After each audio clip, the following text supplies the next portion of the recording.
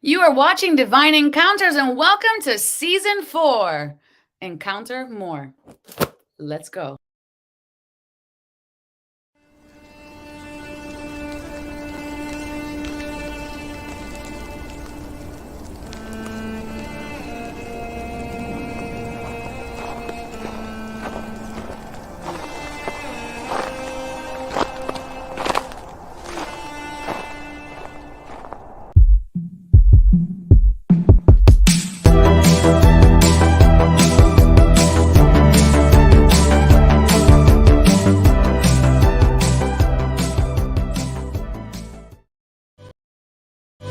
It's paradise inside of our hearts, and it feels so nice to pray in the dark.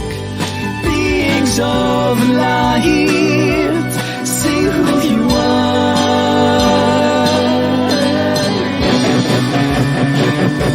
See who you are. See who you are. See who you are. See who you are. See who you are. See who you are. See who you are.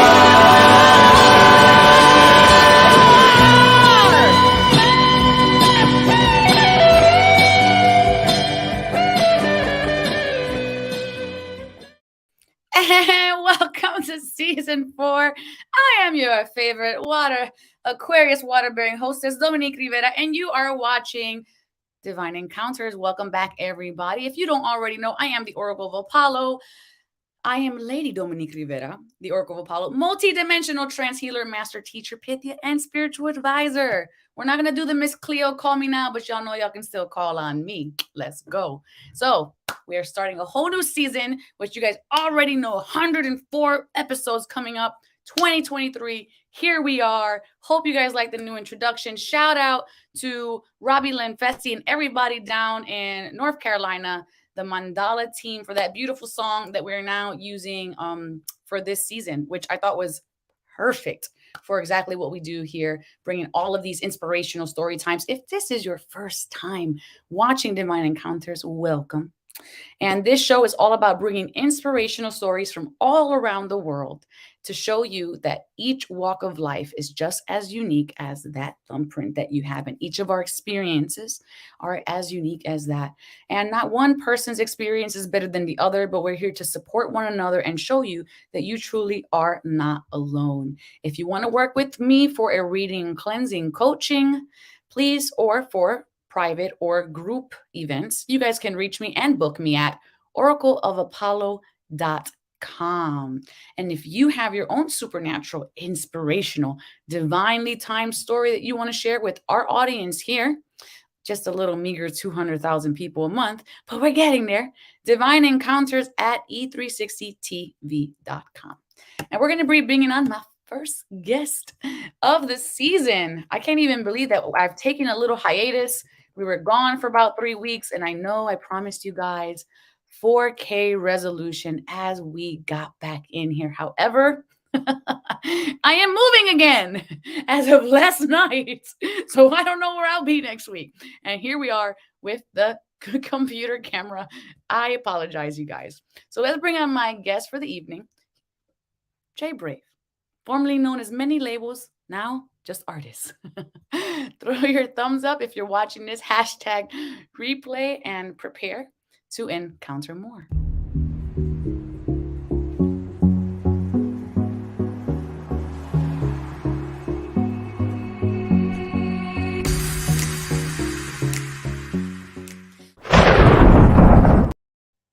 Hey, welcome, sir.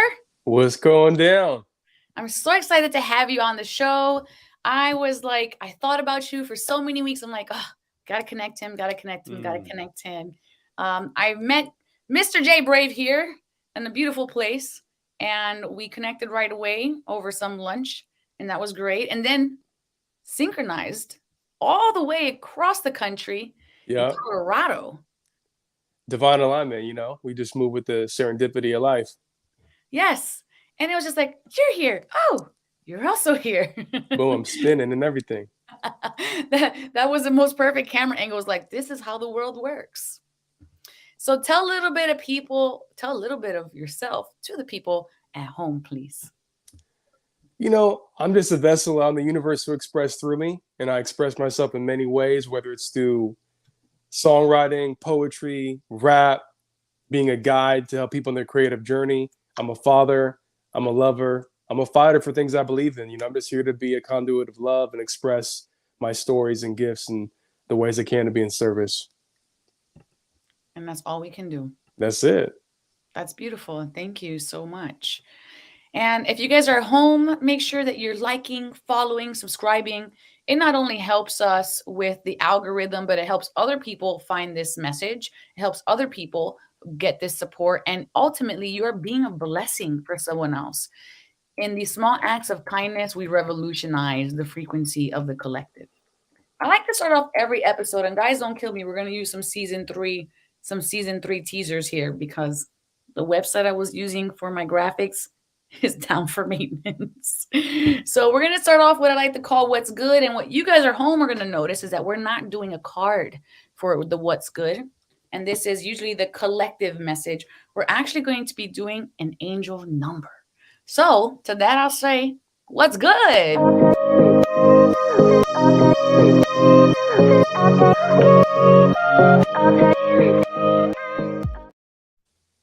All right, so we're going to be using this beautiful book from Doreen Virtue, formerly known as... we need to take Doreen Virtue's name off of this book. But this is the Angel Number book, and I have pulled to a page, Divinely Guided. And the number for today, for you guys at home who don't know, actually, let me pull the number up because I wrote it down. Bam. We're doing angel number 549. So here's the angel message for you all. Number 549 is a blend of the attributes and vibrations of 5, 4, and 9. Number 5 resonates with personal freedom and individuality. Major life changes, making important choices and decisions, promotion and advancements, adaptability, and versatility. Life lessons learned through experience and resourcefulness. Number 4 relates to working steadily towards goals and aspirations, truth and integrity, practicality, system and order, self-initiation, building solid foundations, and enthusiasm coupled with determination. Number 4 also resonates with the energy of the archangels. Number 9 resonates with light workers and light working, problem solving, leading by positive example, good judgments, philanthropy, humanitarianism, generosity, and benevolence. And number 9 also relates to the universal spiritual laws. Angel number 549 indicates that you have been receiving intuitive and angelic guidance about your true life purpose, and your angels ask that you trust these messages, make necessary changes, and take positive action. Angel number 549 asks you to believe and follow the guidance from the angels, and know that only you can fulfill your soul's purpose. Angel 549 may also suggest that if you feel prompted to be of service to others and humanity as a whole, trust these impressions and ideas and look to ways of using your skills and talents to uplift yourself and others. You have all the skills and talents you need to fulfill your lightworking mission. The angels have guided you to make positive life changes, and these will ensure that you have all that you need and that you are in the right place at the right time to serve humanity as your soul dictates. The path is clear for you to live your life as a positive example for others to follow. So go along with the flow of these changes and trust that they are there for the long-term benefit and that those are there to serve. Angel 549 indicates a significant cycle, phase, or situation is coming to a close or an end, and you are going through a chain of events that will bring more clarity and purpose to your soul mission and spiritual path. This important ending will bring about the changes to the way you view things and will also bring opportunities for you to follow your own lead and do things your way to suit who you truly are. Well, I can't talk for anybody else but myself. That was powerful. What stood out for you from angel number 549? Oh yeah, the word benevolence for sure. Like to me, that's been my favorite word. I've been throwing events under that name for many, many years. I feel like it's powerful to tap into our human kindness, our charitable gifts that we are, to be in service, and of course, like changing our perspective, like reframing what has happened and what is occurring in this new cycle is really important. We all went through such a powerful shift during the 3 years of the COVID spell, I like to call it. And now that we're coming out of that, we have different attributes. So we've gained different abilities, different gifts, different levels of wherewithal, considering our armor has been tested. So now we're kind of ready for this new phase in life. It's time to really tune into how we want to perceive the world in the highest way. I absolutely agree. And this is the perfect time for that. This is the beginning of the year. This is when we're putting our foot down, getting that momentum to create change. And for those of you who don't want to create change, change is happening for you anyways. No matter what. So you get with it or you go with it. That's it. Hello. So let me know, guys at home, if 549 resonates with you. Is this your first time seeing this number? Or has this been knocking on your window pane? Let me know in that comment section below, because I know it sure has been knocking on mine. And spoiler alert, well, just a little tiny spoiler alert, I pulled cards right before this, and this message is kind of matching the cards that we'll get into with the midweek collective energy check-in at the end of tonight's program. So make sure you guys are hanging out for that. All right. So, Jay Brave, I'd like to do something called the mindfulness moment before we jump into your story. That just lets everybody collectively come into like that homeostasis. So we're all vibing on the same frequency and prepared to listen and receive your beautiful nuggets of wisdom that I know you're going to impart on us today. So before we jump into that, I'm going to give you just a little moment to collect your thoughts. And I want you to think about, and you guys at home as well, where are you energetically from 1 to 10? 1 being the least amount of energy I can hold in my body, and 10 being this is the most amount of energy I can hold in my body. And drop that in the comment section below now.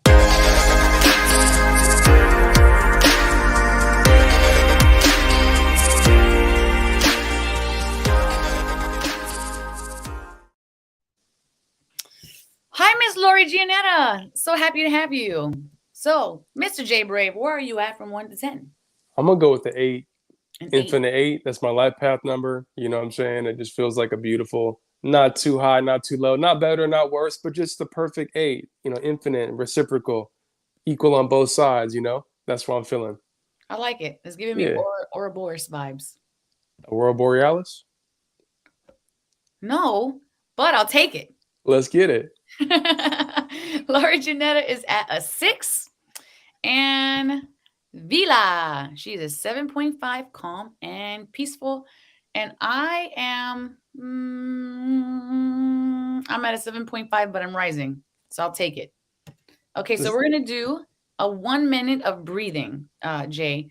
And we're going to set the intention for ease and flow into the transition of all of these catalysts that are being projected into our reality at this moment. So for you guys at home, you're going to hear a bell. Close your eyes. You don't have to look at us. And I'm going to put 60 seconds on the clock, and we're going to breathe for 1 minute.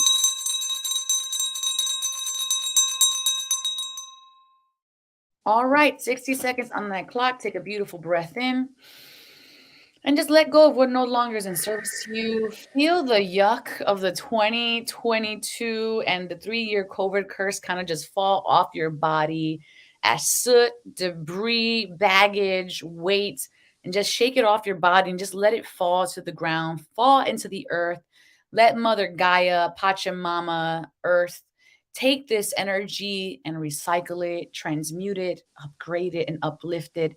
And on your next natural inhale breath, breathe that back in through the bottom of your feet or your tailbone if you're sitting or standing, and bring that beautiful energy into you and let it go into your heart space. And as you're in your heart space, bring a moment of gratitude just to take this 60 seconds, this literal moment, and thank yourself for being here. Thank yourself for shifting. Thank yourself for enduring. And thank yourself for being you. Gently opening our eyes now, coming back into the here and now. Thank you, everybody at home, for taking just this little respite to recalibrate so that we can get into a beautiful story, so we can be in a more receptive space. And let me know now in the comment section below what those 60 seconds did for you. And Jay, the reason we do this 60-second mindfulness moment is to teach others at home. That's all it takes. It just takes a couple breaths, a dedicated focus for 60 seconds, and look how we can shift our day or shift our energy or our mood. So you're first. You're the man of the hour. So where are you energetically now from 1 to 10? And do you have a feeling word?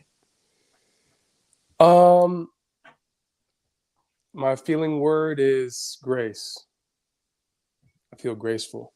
And I feel the same. I feel an 8, very equanimous in my heart. Just relaxed. I like it. Yeah. Okay. Thank you for sharing. Yeah. I am at like a 9.2, and I could feel actually a dissolving of a block right here. There's a little bit of pressure, a little bit of discomfort, but it's moving. So I appreciate that. And let's see, we have Miss Lori Giannetto, who started at a 6, I will remind you guys. And she is at an 8.5. I love it. Huge. Just like 60 seconds, she's at 2.5 degrees more. Yeah. And she feels a release. She's glad she's back. And we're glad to have you back. Hello. And Vila started at a 7.5, and she's upward shifting to an 8 with the sunflower. Happy to have you, Vila. And I love the sunflower. It is the happiest flower frequency in all of the flower kingdom, and it represents happiness and connected to the sun. The sunflower also follows the trajectory of the sun, and in ancient Greece story is thought to embody a nymph who dedicated in devotion so much love to Apollo, the Greek sun god, that forever it continues to follow it across the sky. Hey. Okay. So thank you, everybody, for participating. Just a friendly reminder to please share this feed with your friends. Like, subscribe, and follow. We're going to be jumping in here to our story for the evening. So if you guys want to get your popcorn, get the kitties, get the husband, get everybody, we're going to jump right into the story right after this commercial from our sponsor.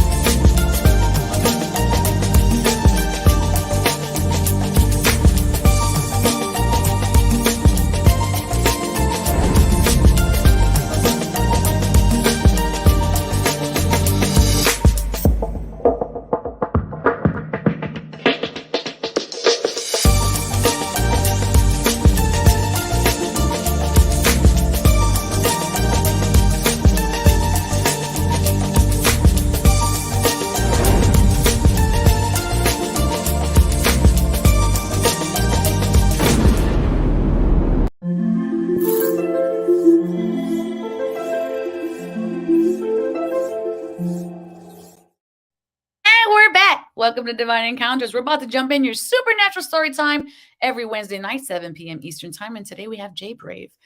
And let's bring him back on. Yes. All right, Mr. Jay Brave. We're all ears, excited, energized, and hydrated. Let's go. So I'm going to take y'all back all the way to 2005 when I was in LA working with homeless and at-risk youth as a full-time youth mentor. I work with kids that were like runaways in the streets, living in abandoned buildings, in and out of foster care, in and out of incarcerated facilities. And when you do that type of work with a group of people, you know, everyone gets really close and really connected because we're really, you know, serving people that are going through everyday catharsis and deep trauma and trying to heal those deep wounds inside themselves. And so it was December 2005, a few days before Christmas, and my coworker was on his way home with 2 hands full of gifts back to his house in Compton. He would take the train and the bus all the way from Compton to Hollywood every day, which is a long transit commute on public transportation to work with these young people. Such a beautiful soul, kind heart. And Brother Art was bringing his gifts back to his family a few days before Christmas. And he was approached by a group of people that wanted to rob him. And, you know, they were like, give up your gifts. Yo, we want all that, everything you got. And he's like, no, these are my Christmas gifts for my family. And they unfortunately shot him for his gifts. And it was a tragic experience, as you can imagine. Our dear friend and coworker had passed away, and it brought such a deep somber to our organization working with these young people. And all the kids were affected because they worked with him for so many years. And they were deeply wounded and affected, and it brought up a lot of their trauma as well, as you can imagine. And so we had to do the whole funeral, and, you know, it was a really challenging month. And as we got through that month, as things were starting to feel a little bit better per se, in January of 2006, the next month, two of the young people in different experiences died as well. One person had a heart ailment that passed away, a young kid that I work with in my poetry workshop, and then another young person was shot. And so within a span of 2 months, we lost two very close young people to the organization and a coworker, all completely different situations. It brought a great storm cloud of shadow over our workplace, and it just was bringing up so much pain in my heart. And I had already scheduled the next month, February 2006, to go to my first Vipassana experience. What's And a for those, Vipassana experience for those who don't know? yeah, Vipassana is a 10-day silent meditation retreat. It's a specific type of Anapatta meditation, the same meditation that the Buddha utilized to become enlightened under the Bodhi tree. And so there's centers all over the world. This particular practice originated from India. I was going up to a particular center in Norfolk, California, just outside of Yosemite. And so, as you can imagine, when I arrived, I was already heartbroken given all the things happening in my personal life. And it brought up so much pain in my life as a young person that lost his father at 11, lost my best friend at 18, had gone through tragedy and difficulties. This feeling of death and then facing it again brought up a lot of my own personal wounds. And when you arrive at Vipassana, you're asked to, put your ID, your wallet, your personal possessions, your phone, your money in a little bag they put in their safe. You're not meant to have any music devices, no books. You're not meant to have any TVs. You're not meant to be doing anything other than meditating for 10 hours a day in hour increments, learning their particular form of meditation, eating the amazing plant-based food that they offer, and just staying really rooted in their practice. And this was my first formal initiation to meditation in general as a young man. And it was powerful. The first 4 days were tough. When I got to that 5th day, I was on the verge of quitting. I felt like I wanted to give up. I felt emotionally drained. I was literally planning my escape. How can I get out of here? Maybe I'll hitchhike on the road. I was like so physically tired and sore in my legs, so emotionally drained. It was at the most rock bottom moment, one of the most in my life. And I was by myself in my dorm. And by the way, when you do Vipassana, you're not meant to talk to anybody. So I couldn't even communicate with anyone else around me in the different bunk quarters because you're meant to just really be with everything within great intention. And so on that night, I told myself, I don't ever want to look back from this experience and feel like I gave up. I told myself, I don't want to look back years later and wish I would have had the strength and courage to persevere through. And I told myself, I want to let go of all expectations of this experience. Because when I went into this experience, I had expectations of being more spiritual, of finding enlightenment, of being more of a positive being, of finding peace. And even though those are great things to aspire for, they still were expectations. Right. And I had to realize within myself, I want to let go of all of my expectations and just be present. And my new goal from that moment on was simply just to complete this experience with no expectation of what I get out of it. And so I approached my practice the next morning after the midway point, and I sort of just focused on that. Just I'm here to complete, to come to completion. You know what I'm saying? Like, there's nothing I'm trying to get out of it or nothing I'm trying to receive or get. And we're doing our hour sit in the morning. And as I'm getting closer to the midway point in the sit, my body starts shaking. My leg starts cramping. My emotions started to reel up inside of me again. And I was feeling excruciating pain in my physical and emotional body. And I told myself something that was so profound. I never had said this to myself before, but I said to myself, Jay, hold this position. Do not move this posture, even if you die. I had to tell myself to face my own personal death after all the death I went through leading into this retreat, all the death I went through in my life, losing my father, my best friend, my coworker. It was like, hold this posture, even if it means that you will die. And it wasn't that I was going to actually die, but I just had to convince myself that that's how strong my faith and my will and my resiliency is. And so I just kept breathing into the physical and emotional pain, breathing and breathing and breathing. And something profound happened. In the midst of this deep pain, I started to feel joy, and not like a whimsical thought of joy, but I started to physically and emotionally feel a sense of joy. Then all of a sudden, as I kept breathing into it, the joy became nirvana. It became bliss. And as I kept breathing into it, just trying to observe it all, the joy turned into this deep samadhi experience. And it was like all the physical and emotional pain transcended from out of my body.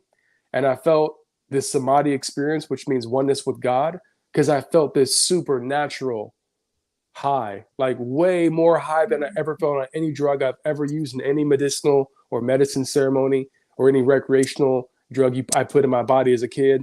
This high was the most profound, deepest high that I've ever felt in my life. And I know that it was induced because I was observing what I was feeling. I wasn't trying to manipulate the situation to find something, to chase joy, to chase love, to chase happiness. It was simply just being with this pain. And I realized it was the first time in my life, Oracle, that I ever felt the most authentic sense of my own pain.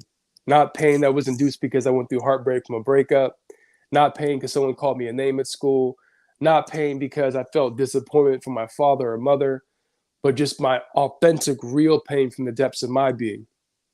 And it was the first time in my life that I ever experienced the deepest sense of my truest joy. Not joy because I had X amount of money in my pocket. Not joy because I made the winning shot in the game. Not joy because all my friends laughed at my joke at school, but a joy from just the sense of deepest connection with Source and Creator.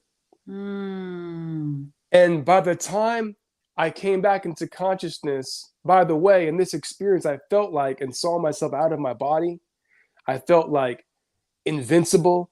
It was the greatest euphoric feeling I've ever had in my lifetime thus far. And by the time I came to completion with this meditation, I opened my eyes and everyone had left the room already. I was so entrenched in it that I was just like locked into this connection. And I had to sit with myself and like, wow, what was that? It was profound. And by the time I came to completion with my 10 days, I didn't have an experience like that again, but I certainly felt a lot more ease and grace moving into each day. And I remember on the final day, when we can finally talk to the people that we've been meditating with for hours upon hours upon hours, and it's okay, now it's your time to break silence. I just burst into laughter. It was the most, yeah. Oh, I burst in the most deepest laughter like I've ever felt in my life. And I was like hysterically laughing. And it was just like something visceral shifted inside of me. You know, it was a really tangible shift and change. And as I've come to realize in life now since that day many years ago. But wait, what was everyone's response to this laughter, this burst of laughter?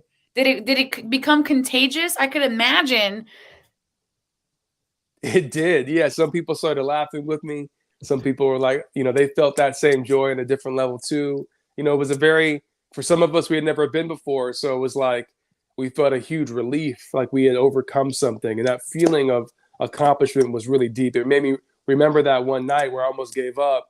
Like, wow, I'm so glad I made it this moment. Kind of like when you're in Shavasana in yoga, where it's like you have to move heaven and earth to get to the yoga class. But then when you finally make it to the end, when you're in Shavasana and you're laying on the yoga studio, you're like, man, I can't believe I don't go to yoga every day. Like it was that feeling times a million, and it felt incredible. Wow, that sounds so powerful. And it's so interesting that you're sharing this story because I've never been on a silent retreat yet, Yeah. but I have had students of mine who have, and I have seen them give up on day 4. This is the same day you're talking about when you were digging the bottom of the barrel, scraping the bottom of the barrel. Why do you think? Because day 4 seems to be very imperative from the experiences that I've listened to. Why do you think it's the 4th day? Did you like assimilate that at all? Yeah, I mean, for me, I think it might have been day 5 or day 4, one of the two, but right in the middle. And I feel like, when you're surrounded by nature, you don't hear any cars, you're not connected to your phone, your identity, social media, music, you're locked into the silence, and there's nowhere to go except within. And the things that we resist in life, you have to face. I feel like a lot of us did face that during COVID a little bit. That isolation brought that up, and I feel like this experience allows us to. You can't run. You can't run from that trauma, that wound, that pain. And for some people, they don't want to feel it because for me, I don't label emotions as, especially from this experience afterwards. I don't want to label my emotions or my experiences as good, bad, right, or wrong. If Okay. anything, I try not to even utilize those words because I know from sometimes the most difficult and uncomfortable experiences will arise the most profound and most transformative lessons. And so it's in that space where when the uncomfortability, the shadow arises, some people probably they're not ready to face that. But I knew I had to. I knew that I had to face my own death. I had to face the feeling of loss and grief, and I had to be with those emotions as my teachers. Do you think an aspect of that is like the first several days we can kind of fake it? Like we can resist it, we can ignore it. But because it sounds like you are completely immersed, it's inescapable. So you can only resist it, push it back, ignore it for so long until you're faced with it. And in that moment is when you're routing your Alcatraz escape plan. Yeah, and ultimately, like I mentioned in that moment, for me, meditation is observation. And it was in that moment of feeling that deep uncomfortability on that transformative meditative sit where I just accepted it all. I accepted my death, my mortality. I accepted my physical and emotional pain. I embraced it like a little boy that was hurt inside. And that's what it really is. When you face your trauma, your wounds, your deepest fears, it's really the version of your inner child that just wants to feel embraced and loved unconditionally. So until we actually go back and within ourselves to face that little child and give it the love that it desires, we will forever be stuck to those old wounds and patterns. And that was the moment where I broke some curses and spells. And of course, there was still a lot more work to do within myself, but that was a profound moment.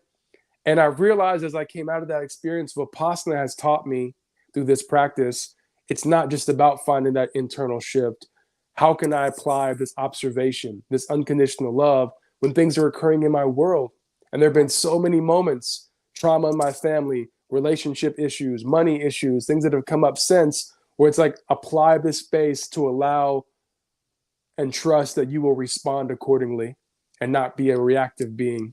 And I feel like it's taught me so much how to presence myself in the real world with the same level of skills when my eyes are wide open. Right. So you mentioned spells. Curses and spells is a word that you used. And Yeah. in this community, a lot of people have opinions about this word. And people who are not in this community also have a lot of opinions about these words.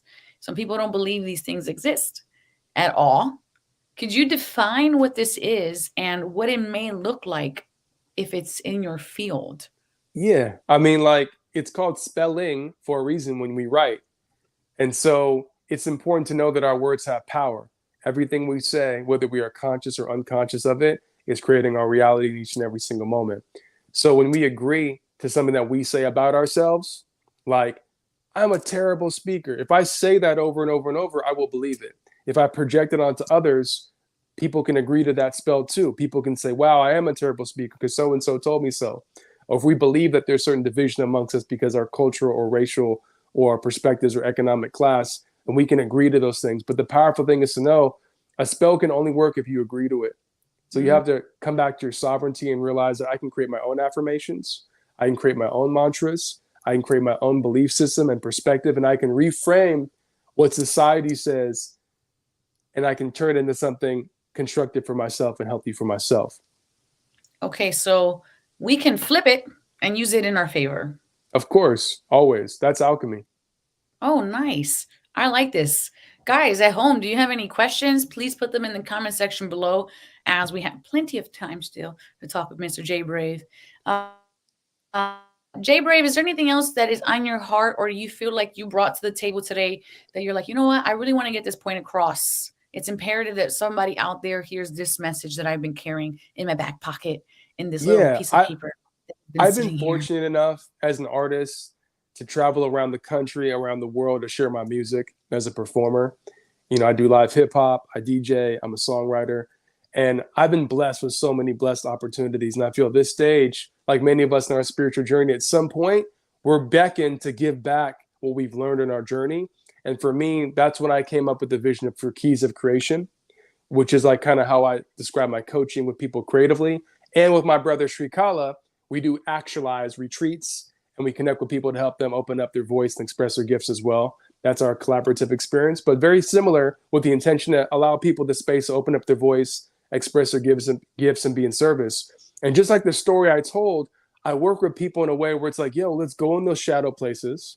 Let's go in those uncomfortable places inside of your heart. The stories that you didn't want to tell about your family, the stories you didn't want to tell at school when you were younger, the story that you hide in your closet. How do we bring that out and utilize songwriting as a means to transcend those old patterns through creativity, through poetry, through recording, through making your music and making your own personal anthem?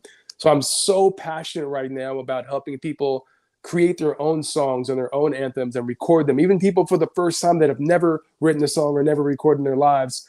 It's so incredible to see the shift that occurs when we see music as more than just a means to get on a stage and get fame and get money, which you can, of course, but it's a means to be in ceremony. The music that we create, the poetry we create, is our connection to source, and it's the most profound therapy that you can tap into because it's you and yourself.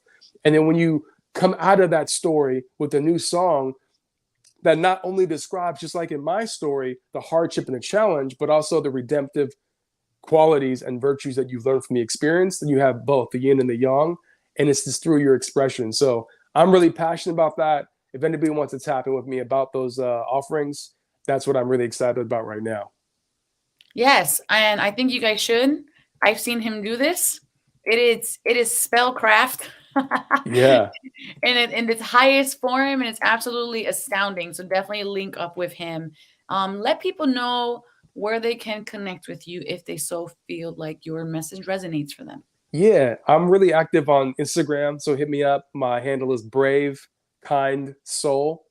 You can also tap in with me at my website, jbrave.net. But Instagram, hit me up. Let's connect. DM me. Let's chat. Let's catch a vibe. I love voice memos. I love connecting with people. And, you know, if you feel that connection, that's the thing. You know, there's never going to be too many mentors or guides like the Oracle of Apollo. There's so many people in the world that offer gifts. And if you feel a resonance with somebody, follow it, because it doesn't matter how many followers somebody has or accolades or degrees or money. Those things are great. But when you feel a soul connection with somebody, it might be source trying to guide you to someone that can help unlock some keys inside of you. Like I like to say, you know, unlock the infinite expression inside of yourself. Yeah, I like that. Unlock the infinite expression inside of yourself. And we all have that. Some of them are just dimmed because of programming or circumstance or lifestyle, but we all have something to say. We all have something of value, and we all have something to teach. And some of us don't realize that we have something that is just ours, given to us, placed in our hearts by source, by experience. As I've heard people say, no, you know, no one ever would want to learn from me. But even the man who's been married 17 times and divorced 16 is an expert on the signs of knowing when you're about to get a divorce. Wow. And that's a powerful story because so many people have gone through that. You know what I'm saying? And that's what I'm saying. We have to reframe our experiences as if it's like, oh, I've only gone through this or I've only gone through that. When we can tap into what we've gone through and own it authentically, that is like the perfect song to create. That's the perfect expression because we all have something worthy of being shared and transmuted. And there's probably millions of people that are also going through that. This is why music connects us, because a lot of times we go through these transitions when they're new to us, unknown to us, and we could feel separate from other people. We could feel in a space of, this is just me, when in reality, nothing that has ever occurred to anyone in this existence hasn't already happened to someone else within this existence. So you're not alone. This is why it's imperative to share and create. And that might be why the universe is putting you through this test, so you can come out of it, learn the virtues and values and the different lessons, and then be a beacon for that for others who are also going through it. That's exactly what it is. Yeah. The more you know. Dun, dun, dun, dun. I love that. I love that. All right. So speaking of the more we know, we're going to jump in here to the midweek collective energy check-in. And this is basically a very small energy forecast for the rest of the week. And the thing about this message is that it doesn't matter if you're listening to it today in 2023 or, I don't know, 2050. Let's just put it out there. Maybe these are my classics. Who knows? I'll take it. If this is a classic in 2050, hashtag 2050. But we're going to do the midweek collective energy check-in. So whenever you hear this message, and if it resonates, truth has no limit and no expiration date. So let's jump into it. And you, Mr. J Brave, I'm going to pop you in the back room so you can listen, and you're going to come back with your thoughts. For sure.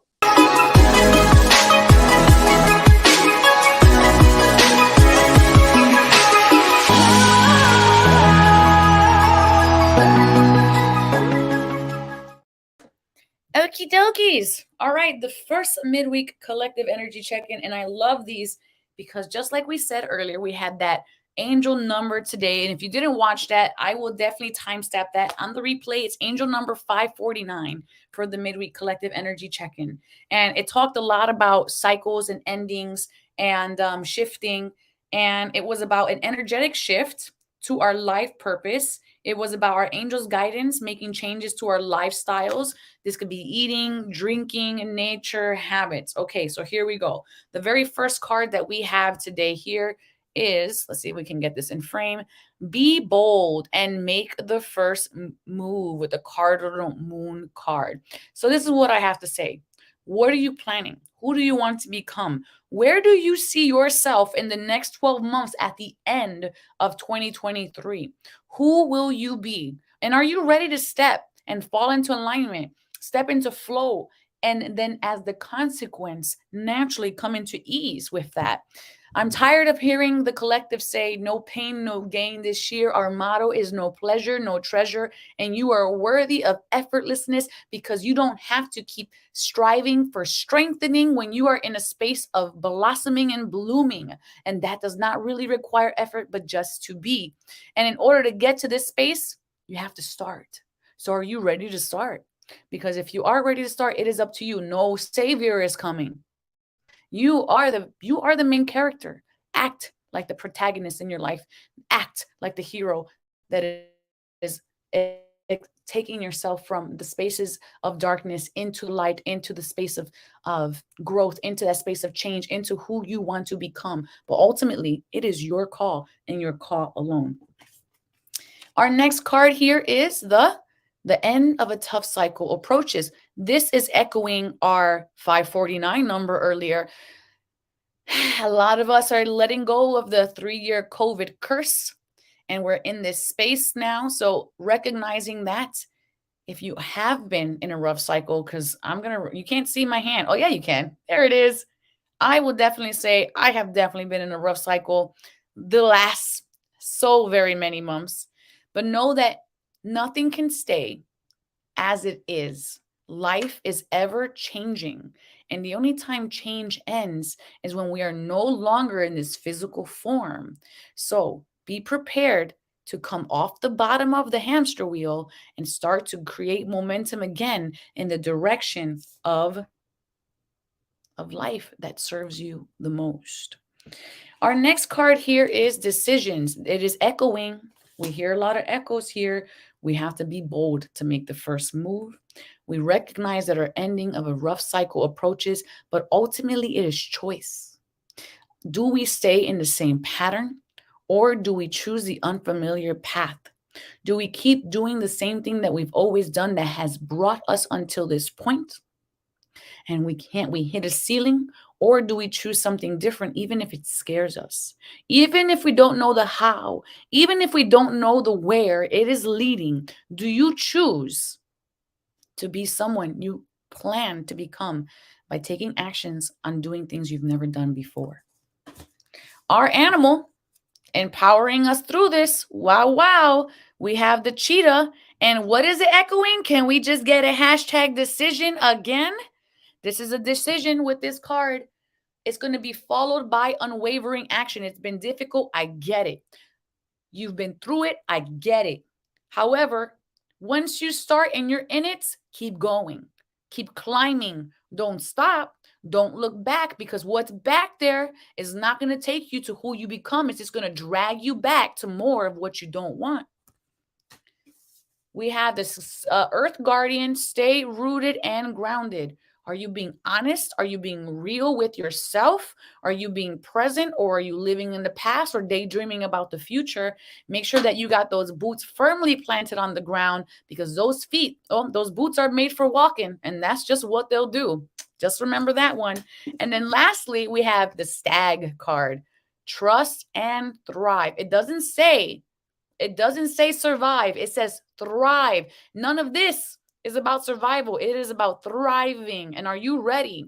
Are you going to open your hands and receive the cards that are dealt for you this year? Because they're already dealt, but it's up to you to decide to flip them over, because I know I am, and I'm ready. So let me know that you're ready in the comment section for all your blessings. Invite the energy of the cheetah to come in to assist you, because this is a totem animal card. And let's bring on Jay Brave to see how he's feeling about all of these decision makings that we're supposed to be doing now. You know, what came through for me is embrace what is.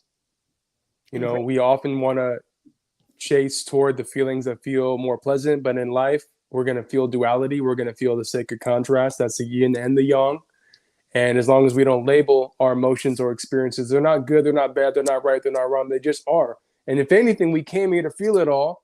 So why not learn from it all? And because those really difficult emotions and experiences often are our greatest teachers, they really always are. So it's not about getting rid of stuff. It's about, you know, embracing what is and learning from it all, because that's what we need to grow. In reality, we'll look back like, wow, I had to go through that, because that was the answer to my prayer. You know, I was asking to be great. I was asking for more abundance. I was asking for more love. I was asking for more opportunities. And the universe is like, okay, I hear you. Get over this issue with your family. Get over this childhood wound. Get over this block with money. Get over this health issue you have. Like, in the overcoming of those challenges is the answer to your prayer. So be resilient, embrace it, accept it, learn from it all. Everything is our teacher. Everything is our teacher. Wow, that is such a powerful statement. And Vila says embrace. I know that's right. And that's ultimately what it is embracing it. Mm-hmm. Wow.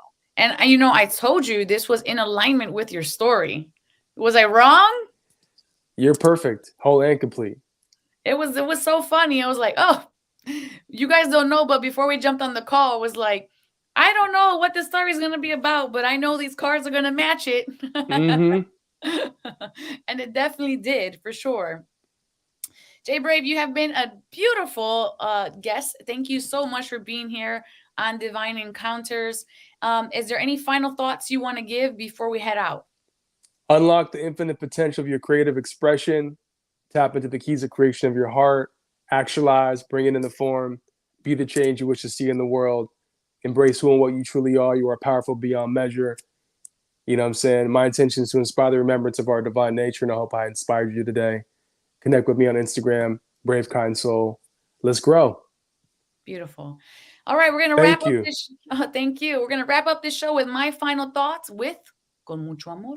Do you or someone you know experience something supernatural that has left a positive impact on yourself or the lives of others?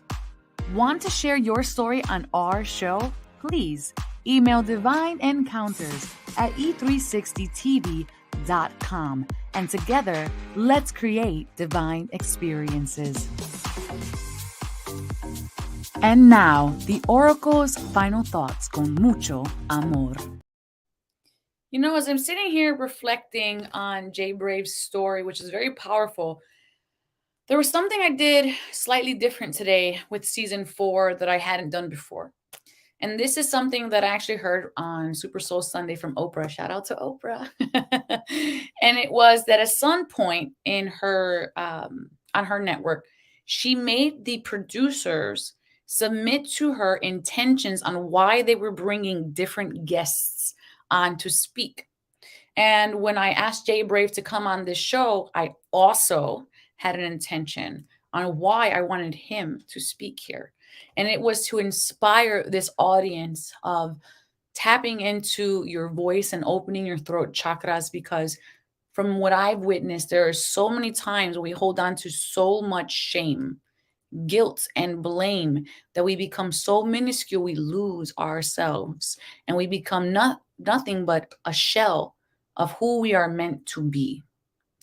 In the story that he shared today, I realized that sometimes we have to sit in a space that is so uncomfortable for such a length of time until we get the message that there is no escaping this. However, all of us at home have TV, other things to distract us with, right? So we don't have that silence that is knocking at our door saying, hi, pay attention to my shadows, embrace me, envelop me in your love.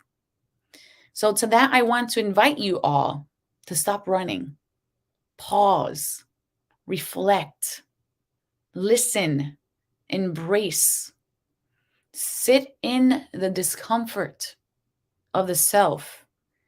And maybe what you'll discover as you scrape the bottom of that barrel, like Pandora, might just be hope and a key to unlock your full potential and your joy.